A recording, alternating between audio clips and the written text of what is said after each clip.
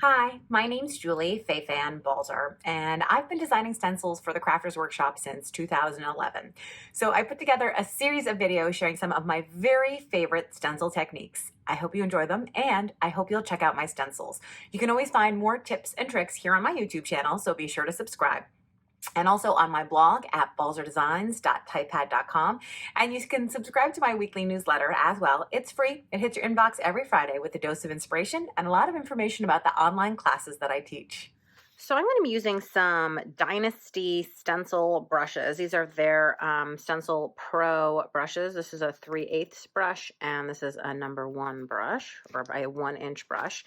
And I'm going to work on some tags, but to save myself some energy, I'm actually going to tape my tags together. And that way I can work on them as one big surface and then separate them later. For my stencil, I could tape it down in place, but another alternative is using some kind of repositionable spray adhesive. So I want to tell you this, spray this outside, please. For the sake of argument, I'm going to spray it inside for the video, but really you want to always spray this outside and wear some protection of some kind. So basically, what you want to do is you don't want to spray it. You want to spray it basically on a piece of scrap paper of some kind that you're going to throw away or outside or into a garbage can or something like that. So basically, I'm just going to mist this really quickly with this repositionable spray. You do not want to get it on anything else. And again, you want to be outside. Okay, so you're going to let that repositionable spray dry on your stencil.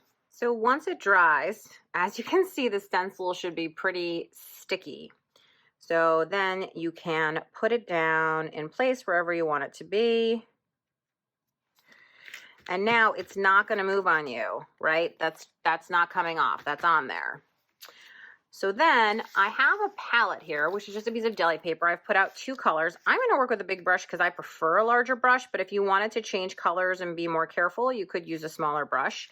Basically, I'm going to mix my colors straight on my brush, and I'm just going to sort of pound this out until it's not that thick. I don't want it to actually be able to see a lot of paint on there.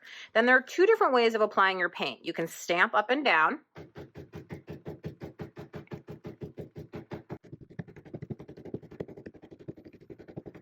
Or, especially when you've used a spray adhesive, you can swirl. Swirling is a little bit faster, but if you haven't used a spray adhesive on the back of your stencil, then it's very hard to swirl because you end up picking up the stencil as you kind of go. And as you can see, when you mix directly on the brush, you get slight variations in the color, which I really like. But if you don't want those variations, you can pre-mix your paint so that it's all very similar. Okay, I'm actually swirling over the areas where I stamped before because I want that smoother look. Then once you finish stenciling, it's easy enough because this is removable adhesive to go ahead and carefully pull it off the tags. There you go. And then I can take the tape off the back of the tags. And this is such a thin layer of paint that you'll notice I've turned this over, and it's not a problem because it's almost dry already. But the stenciling is so clean, so neat, so beautiful because of the adhesive right on the back of that stencil that really kept every single little detail looking totally fantastic. So that's a really, really easy way. Now with a smaller stencil brush, and you'll notice that I do often work on tags and stuff that already have stuff on them. If I do one layer and it doesn't look great or I don't love it, then guess what? That tag is fair game to be used again. So again, this is still sticky and I can keep reusing this over and over as long as the stickiness lasts. You can wash it off in the sink if you do not want the stickiness anymore. So I'm going to start with some dark green on my brush. Swirly, swirly, swirly, swirly, swirly. Get it nice and covered. I'm going to try to cover the entire thing with this dark green. Now there's a little white in my brush because I haven't cleaned it, so it's not as dark as it could be. But you can see you do not need that much paint to cover a lot of space, and it's really fast, which I appreciate. So you can cover a lot of ground pretty quickly. Okay, Then I'm going to come in with my small brush and just into the white. And again, I'm pounding off because I don't want a ton of paint in here. And then I'm just going to highlight a couple areas. And because the green paint is still wet, it's mixing.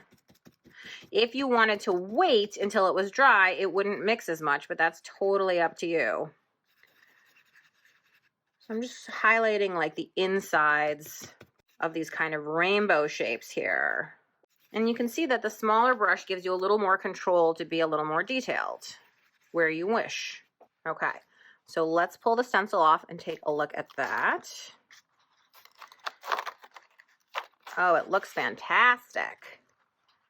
And I love that it's on top of tags where there is already stuff. It just adds those layers without me having to do almost anything. I'm just going over a project that I didn't like that much in the first place. Oops.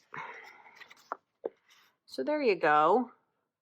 You can see you get that two-tone effect right there. That's really cool, which is a little bit different. There's the other one. Then let's say the overall color, right? It just makes it a little bit more special. I feel like with the stencil brush, I even get a little bit of a raised edge, which is nice too. So how do you clean your stencil brushes?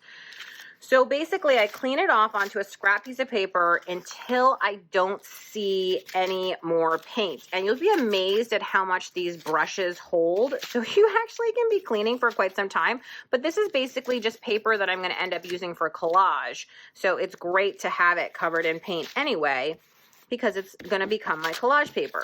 Once they're completely clean, which is going to take me a little while, then I would clean them like I do any other brush with some soap and water in the sink.